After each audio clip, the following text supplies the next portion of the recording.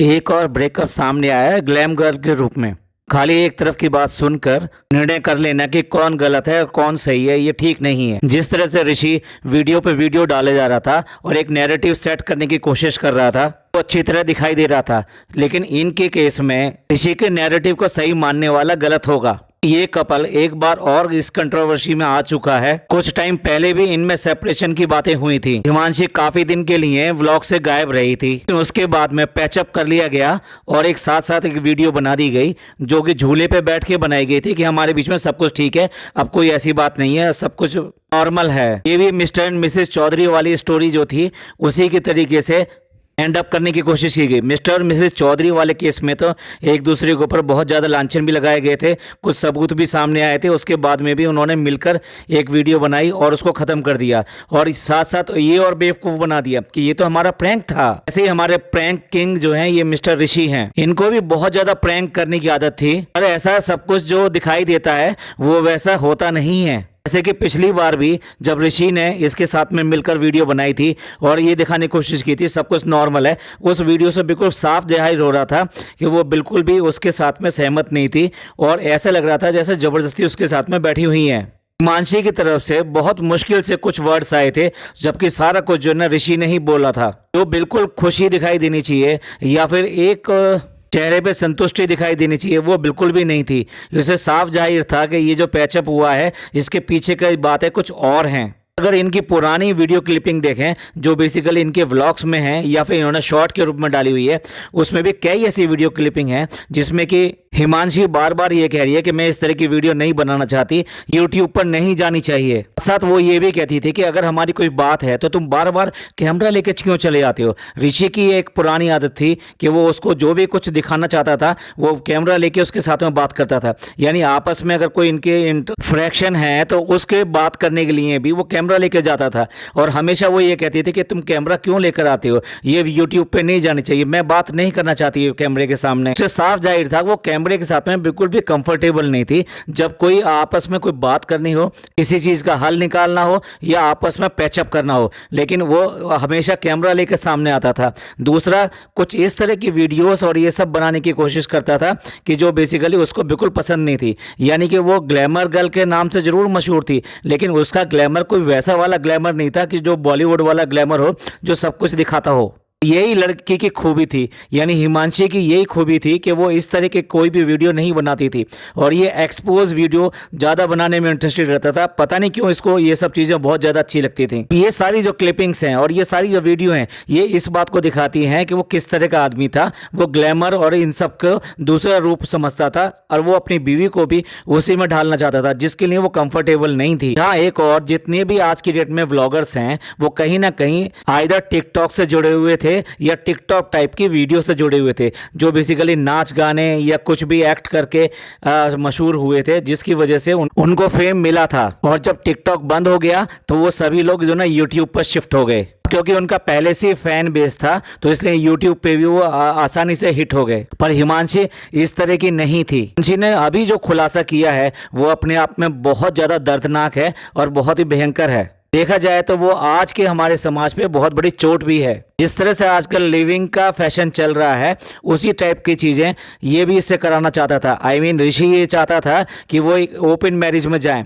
Open marriage एक नया concept है या ये कहिए कि मनचाही हरकतें करने का लाइसेंस है। जो लोग इसको समझ नहीं पा रहे मैं उनको बता दूं, ओपन मैरिज का मतलब ये होता है कि मैरिज तो हमारी हो गई है लेकिन हम किसी भी हमारा कोई भी पार्टनर किसी और के साथ में कुछ भी कर सकता है, एंजॉय कर सकता है, किसी भी हद तक जा सकता है और दूसरे को इसके लिए कोई ऑब्जेक्शन नहीं होगी। क्या इस बात की इजाजत हमारा समाज या हमारा कल्चर देता है?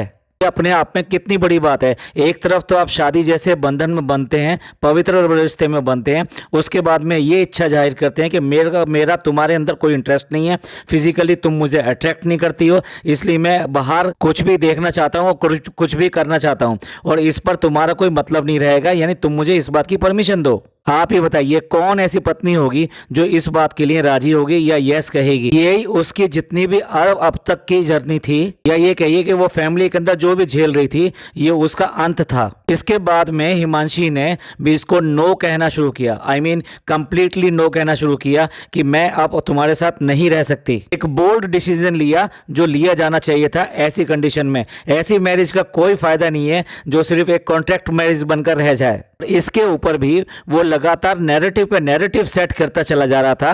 पहले उसने व्लॉग बनाया अपने फादर को लेकर और ये दिखाने की कोशिश करी कि उसके मदर फादर को इस तरीके से उनको खिचड़ा जा रहा है, यानी उनको डिसरिस्पेक्ट किया जा रहा है, उनके ऊपर बहुत ज्यादा आरोप लगाए जा रहे हैं। साथ में खुद भी एक विक्टिम कार्ड लेकर आया, यानी कि जो अभी अभी अतुल के साथ में हुआ है उसका थंबनेल लगा के अपने आप को बहुत ज्यादा इनोसेंट और अपने आप को विक्टिम दिखाने की कोशिश कर रहा था। एक वीडियो बनाई जिसमें वो बिल्कुल ये बात करने की कोशिश कर रहा था किस तरीके से एक महिला एक पुरुष को परेशान कर सकती है, यानी एक वाइफ हस्बैंड को अगर परेशान करना चाहे तो किस किस धाराओं के आगे वो उसको परेशान कर सकती है, उसके ऊपर केस कर सकती है और उस केस करने से उसका कितना बिगड़ सकता है, उसकी फैमिली का कितना बिगड़ सकता है, और फिर जब वो लीगल चला जाएगा तो लीगल में क्या क्या हो सकता है, साथ में किन किन मामलों में इमीडिएटली अरेस्ट किया जा सकता था। क्लियर कट उसने ये कहने की कोशिश करी कि कानून का सहारा लेके आप दूसरे पार्टनर को प्रताड़ित करने की कोशिश ना करें। साथ में ये दिखाने की कोशिश करी कि एक वुमेन के लिए एक हस्बैंड के ऊपर आरोप लगाना और उसको प्रताड़ित करना या उस पर केस दर्ज करना कितना आसान है और कितना सहज है आजकल के समाज में। यानी समाज भी ये मान लेगा कि जो लेडी कह रही है वो सही है और जो जेंट्स कह रहा है वो ठीक नहीं है। तो अपने आप को वहां पर भी उसने विक्टिम दिखाने की कोशिश करी कि ये इस तरीके से मेरे को फंसा रही है और मेरी फैमिली को फंसा रही है और आगे चल के मेरा क्या क्या हो सकता है और मैं तो बिल्कुल इनोसेंट हूं। अब जब तक ये वाली वीडियो सामने नहीं आई थी तो हिमांशी ने अभी वीडियो डाली है, तब तक तो ये बात सही थी और वो कोशिश कर रहा था अपने तरफ को मोड़ करने की, अपना एक नैरेटिव सेट करने की कि वो एक विक्टिम है और वो जो उसको हर तरीके से प्रताड़ित किया गया है और उसको गलत फंसाया गया है। उसने इतना तो कहा कि फैमिली के अंदर बहुत सारी बातें होती हैं, लेकिन उसका मतलब ये नहीं होता कि आप कोर्ट में चले जाएं और ये सब चीजें आगे दिखाएं। पर छोटी मोटी बातें, ये छोटी मोटी बातें कही जा सकती हैं क्या, जो हिमांशी ने जिसका खुलासा किया है और उसने बिल्कुल सामने फेस कैम से वीडियो बना के सारी चीजें सामने लेकर आया है। उसने पहले तो यही कहा, सबसे पहले तो बहुत बड़ी बात कही उसने कि व्लॉगर्स जो दिखाते हैं वो सच नहीं होता। आप कितनी देर तक मुस्कुराते रह सकते हो, आप 1 मिनट 2 मिनट 4 मिनट 5 मिनट तक मुस्कुरा सकते हो, लेकिन आप हमेशा पूरी तरीके से पूरे वीडियो के अंदर मुस्कुराते हुए नहीं रह सकते। तो इसका मतलब यह है कि जितना व्लॉगर्स दिखाते हैं वो हर एक व्लॉगर कुछ ना कुछ गलत दिखाता है, यानी वो असली नहीं होता है। उसने कहा कि मैं इस तरह से मुस्कुरा के थक गई थी और फेक वीडियो बनाना मैं बिल्कुल नहीं चाहती थी और मेरे से जबरदस्ती उस वीडियो में ला कर मेरे से ये सब कराया जाता था। ये अब से नहीं, काफ़ी टाइम से हो रहा था और इसमें पूरी की पूरी फैमिली शामिल थी। जब भी वो वीडियो अगर नहीं बनाती थी या वीडियो में नहीं आना चाहती थी तो उसके पेरेंट्स यानी कि उसके सास ससुर भी उसको दबाव डालते थे कि नहीं तुम्हें वीडियो में आ जाना पड़ेगा, ये कमाई की बात है, यानी कि पैसे की बात है। ऐसा नहीं है कि वो अपने लड़के की बात जानते नहीं थे, उन्हें अपने लड़के की बात सारी पता थी, वो अपने लड़के की हरकतें सारी जानते थे। हिमांशी ने यह भी बताया कि वो हर बार 6-6 महीने बाद में वो बाहर जाता था, यानी विदेश जाता था और 8-10 दिन के लिए जाता था और अकेले जाता था। ऐसा नहीं है कि हिमांशी को साथ लेकर जाता था, उसको सिर्फ यही कहना होता था कि मुझे थोड़ा सा स्पेस चाहिए। एक बात बताइए, पति पत्नी में किस तरह का स्पेस चाहिए भाई? कितने लोगों ऐसे जाते हैं कि वो इस तरह से स्पेस लेने के लिए बाहर चले जाएं, अकेले चले जाएं, 10-10 दिन के लिए चले जाएं। और ये बात वो बहुत अच्छी तरह से जानते थे, उसके माँ बाप भी सब अच्छी तरह से जानते हैं कि अगर कोई 10 दिन के लिए इस तरह से जाता है, वो बेसिकली थाईलैंड जाया करता था। तो थाईलैंड और इस सब के नाम किस तरह से मशहूर है, क्यों करके लोग इस तरह से वहां पहुंच जाते हैं, ये सबको पता है। ये सारी बातें भी इसी बात को सिद्ध करती हैं कि उसका मोटिव जो है कुछ गलत था, यानी वो हमेशा इससे दूर जाकर कुछ और करना चाहता था जो इसके सामने नहीं कर सकता है। वरना एक शादीशुदा आदमी को इस तरह से स्पेस लेने की जरूरत क्या है, जबकि ऐसा होता है कि अगर आप बहुत ज़्यादा परेशान हो गए हैं, डिप्रेस हैं या फिर आपको बहुत ज़्यादा टेंशन है, आप स्ट्रेस फ्री होना चाहते हैं, तो ऐसे में आप अपने लाइफ पार्टनर के साथ में बाहर का प्रोग्राम बनाते हैं और अपनी पर्सनल लाइफ जो होती है उसी को जीते हैं और प्रोफेशनल लाइफ को कुछ देर के लिए स्विच ऑफ कर देते हैं। सभी लोग इसी तरीके शांति में अपने आप को रिक्रिएट करते हैं और उसके बाद में वापस आते हैं और उससे उनको बहुत फ़ायदा मिलता है। लेकिन यहाँ तो उल्टा केस था। यहाँ इसको वो छोड़ के जाता था और हमेशा और वो बाहर चला जाता था अकेले। यही नहीं, उसने खुद शब्दों में ये कहा उसे कि अब तुम मुझे फिजिकली अट्रैक्ट नहीं करती हो, यानी मैं तुम्हारे में कोई भी अच्छा या फिर ये लगाव या फिजिकली अट्रैक्शन नहीं देखता हूँ। मुझे दूसरी लड़कियां ज़्यादा अट्रैक्ट करती हैं और उनमें मेरे को ज़्यादा लगाव आकर्षण महसूस होता है। कोई अगर पत्नी से इस तरह की बातें लगातार कहेगा तो वो पत्नी कब तक सहन करती चली जाएगी। एक लिमिट होती है, आज वो लिमिट पार होगी क्योंकि उसने क्लियर कट ये बोल दिया कि मैं ओपन मैरिज चाहता हूँ। उसने क्लियर कट कहा कि 1-1.5 साल तक तो वो बिल्कुल ठीक रहे थे, उसके बाद में इनकी ये हरकतें सारी शुरू हो गई थी। पिछली बार भी जो इनकी कंट्रोवर्सी हुई थी वो उसका कारण भी यही था। अगर आप पत्नी के रहते हुए भी कुछ और रिलेशन बना के रखना चाहेंगे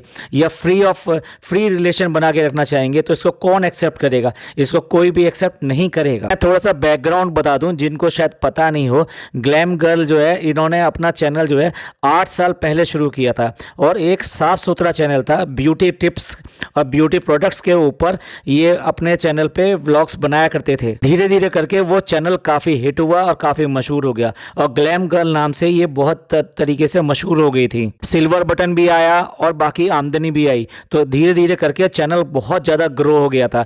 उसके बाद में ये इसके कांटेक्ट में आई और ऋषि से एंगेजमेंट हुई और ऋषि से एंगेजमेंट होने के बाद में शादी हुई।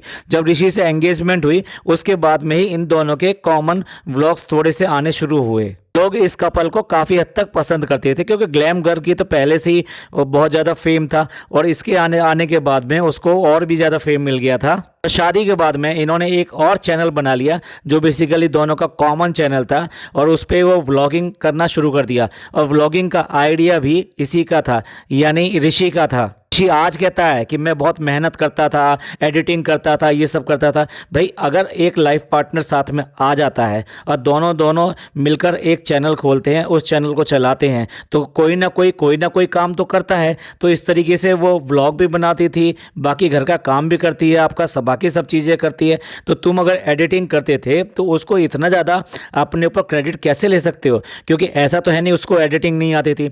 जब वो 8 साल से चैनल चला रही थी तो उसको बहुत अच्छी तरीके से वीडियो बनाना आता है, थंबनेल बनाना आता है, एडिटिंग करना आता है, पोस्ट करना आता है। उसे हर तरह की चीज़ें बहुत अच्छी तरीके से पहले से ही मालूम थी। ये कहना कि भाई जो चैनल था, चैनल में ऋषि का हाथ था, ऋषि की वजह से बहुत ज़्यादा चैनल चलता था, ये गलत है। अगर देखा जाए तो वो चैनल भी इसीलिए हिट हुआ था क्योंकि ग्लैम गर्ल का नाम उसके साथ में जोड़ा हुआ था। यही नहीं, लगे हाथों जो है ना, नंद ने भी एक चैनल बना लिया। जो इसकी बहन थी निशी, उसने भी एक चैनल बना लिया और उसका चैनल भी इन्हीं के नाम की वजह से, इन्हीं की वजह से हिट हो गया। लगभग जो है साल भर पहले इनकी ये कंट्रोवर्सी क्रिएट हुई थी जिसमें ये दोनों के दोनों अलग हुए थे और उसी मौके का फायदा उठा के ऋषि ने भी एक अपना चैनल बना लिया बीइंग ऋषि और उसमें उसको एक्सपोज करने की कोशिश करी, बताने की कोशिश करी कि उनके रिलेशन में क्या प्रॉब्लम है और क्यों करके वो इसके साथ नहीं है और उसमें क्या क्या कमियां हैं। ये सब जो है वहां पर उसने सेट करना शुरू किया एक नैरेटिव की तरह से। लोग जो है क्योंकि इन कपल्स से बहुत ज़्यादा जुड़े हुए थे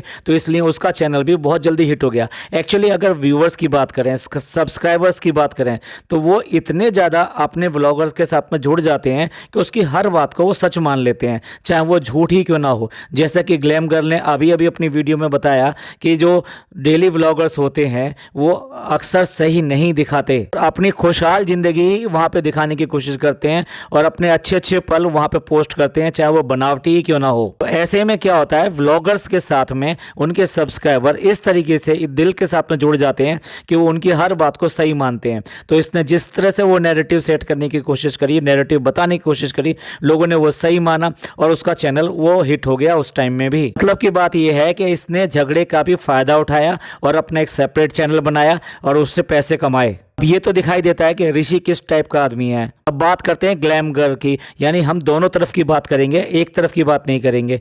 अगर इसके बारे में अगर देखना चाहें तो उसका चैनल शुरू से ही बहुत साफ सुथरा चैनल था। उसने कभी भी कोई वल्गर चीज़ या कोई इस तरह का आउटफिट या फिर इस तरह की चीज़ें नहीं पहनी थी और ना ही वो ऐसा कुछ करती थी। जबकि ऋषि की ये आदत थी कि ऋषि इस तरह की वीडियोस और इस तरह की चीज़ें बनाना चाहता था। इवन देन उसके जो प्रैंक होते थे वो प्रैंक भी बहुत गंदे किस्म के होते थे, और वो प्रैंक जो है वो ज़बरदस्ती किया करता था। उसमें उसका बिल्कुल भी मन नहीं होता था कि इस तरह के प्रैंक वीडियो बनाए, क्योंकि उसका ऐसा नेचर नहीं था। इस सब में हिमांशी बिल्कुल भी ऐसा नहीं दिखाई देती कि वो एक गलत लड़की थी या गलत काम करती थी या गलत नेचर थी उसकी। उसने कहा कि उसने सब चीज़ें उनकी सहती रही, उनकी हर बात को मानती रही, जैसा वो कहा वैसा करती रही, लेकिन उसके बाद में भी उसको इसका फ़ायदा नहीं मिला। अल्टीमेटली उसको ये सब करना पड़ा और वो वहाँ से अलग हो गई। एक लड़की अपने ससुराल में अपने पति की वजह से जुड़ी रहती है, लेकिन उसका पति अगर ये कह दे कि मुझे तुम्हारे अंदर कोई अट्रैक्शन दिखाई नहीं देता, तुम मुझे फिजिकली बिल्कुल भी अट्रैक्ट नहीं करती हो, और दूसरी लड़कियों के साथ में रिलेशन बनाने की बात करे और साफ साफ ये कहे कि हम ओपन अब मैरिज करते हैं, यानी हम साथ तो रहेंगे यहाँ पर, लेकिन हम जो चाहें वो अपनी लाइफ में कर सकते हैं। तो ऐसे में एक लड़की का या एक वाइफ का क्या सहारा रह जाता है? उसके पास में एक ही तरीका रहता है, या तो वो उस चीज़ को मान ले और खुद भी गलत हो जाए, लेकिन उसने ऐसा करना ठीक नहीं समझा और ना ही उसकी ऐसी नेचर थी, इसलिए वो वहाँ से अलग हो गई। यही नहीं, इसकी जो ननद है उसने भी बहुत ज़्यादा छिछालेदार करने की कोशिश करी। उसने भाई का पक्ष लिया, भाई के बारे में कहा कि भाई ऐसा हो सकता है, और फिर भाई के लिए जो अदालत तय करेगी वो तय करेगी, लेकिन ये इस तरीके के जो नैरेटिव ये सेट कर रही है ये गलत है, ये इसने मेरे माँ बापों को गलत तरीके से खींचा है। और तो और एक बहुत ही घिनौना और गंदा आरोप भी लगा दिया कि कहने को तो मैं भी ये कह सकती हूँ कि उसके भी 14-15 लड़कों से रिलेशन है और हो सकते हैं। मतलब कि एक बार तो ये कह दिया कि मैं कह सकती हूँ, और फिर बाद में कंफर्मेशन भी दे दिया कि हाँ उसके इस तरह के रिलेशन हो सकते हैं, और बाद में इस तरह का कमेंट जो है ना वहाँ अपने व्लॉग के नीचे डिलीट भी कर दिया। उसने जो व्लॉग डाला था उसमें लगातार वहाँ पे कमेंट आ रहे थे, तो वो लगातार जवाब पे जवाब दिए जा रही थी वहाँ पे। उन्हीं लय में उसने ये वाले कमेंट का जवाब दे दिया, और बाद में उसको लगा कि ये शायद उनके खिलाफ जाएगा, इसलिए तुरंत उसने वो डिलीट भी कर दिए। जैसे ही हिमांशी का वीडियो आया उसके बाद में कोई भी वीडियो अभी तक ऋषि का नहीं आया है। शायद वो अब तक ये समझ रहा था कि हिमांशी शायद अपनी बात रखने के लिए सामने नहीं आएगी, और जिस तरह से सोशल मीडिया पे इसकी छिछालेदार होगी तो शायद ये चुप बैठ जाएगी। बट उसके भी जो सब्सक्राइबर हैं उन्होंने बहुत ये कहा कि भाई तुम भी अपना पक्ष लेके आओ, तुम क्यों चुप हो, तुम्हें अपना पक्ष रखना चाहिए। और इसके बाद में जब हिमांशी ने वीडियो डाली, लगता है ये झूठा आदमी सकते में आ गया और इसको विश्वास नहीं हुआ कि इस तरह की बातें वो खुलकर सबके सामने कह सकती है। देखिए रही बात प्रूफ की, तो प्रूफ तो इस समय कोई सी भी पार्टी आपको सामने नहीं देगी, क्योंकि जब मामला कोर्ट में चला जाता है तो आप सरेआम इस तरह से प्रूफ या इस तरह की बातें नहीं कर सकते हैं। बट हाँ, हिमांशी ने कहा है कि मेरे पास पर्याप्त प्रूफ हैं और डेफिनेटली वो अदालत को ये सारे प्रूफ देगी। ऋषि ने सिर्फ एक कम्युनिटी लगाई और ये संदेश देने की कोशिश करी कि जो ये बातें सामने आ रही हैं इस पे विश्वास करने की जरूरत नहीं है। असल में क्या है कि वो कोई ना कोई नैरेटिव दोबारा से एक जड़ कर लाएगा और उसके बाद में वीडियो बनाएगा उसके ऊपर। अब जब ये केस जो ना कोर्ट में चला गया है तो इसके ऊपर बाकी और कोई टिप्पणी करना ठीक नहीं है, लेकिन अगर ये अपनी हरकतों से बाज नहीं आता तो हिमांशी का किसी भी लड़की के साथ में इसका रिलेशन नहीं चल पाएगा। जिसका इस तरह का एटीट्यूड हो कि एक लड़की से उसका पेट नहीं भरता है और वो बाहर इधर उधर मुंह मारना चाहता है, तो उससे के साथ में कोई भी लड़की कभी भी लंबे समय तक बंद कर नहीं रह सकती है। चलिए, ये था हमारा एक वीडियो जो बेसिकली इनके कंट्रोवर्सी पर था और इसमें किसका गलती है, कौन कितना गलत है, इसके ऊपर हमने ये आपके सामने रखने की कोशिश करी। आपका इस सब के बारे में क्या विचार है, प्लीज़ कमेंट करके ज़रूर बताइएगा। वीडियो अच्छा लगा हो तो प्लीज़ लाइक कीजिए, सब्सक्राइब कीजिए, शेयर कीजिए। थैंक यू, धन्यवाद, शुक्रिया।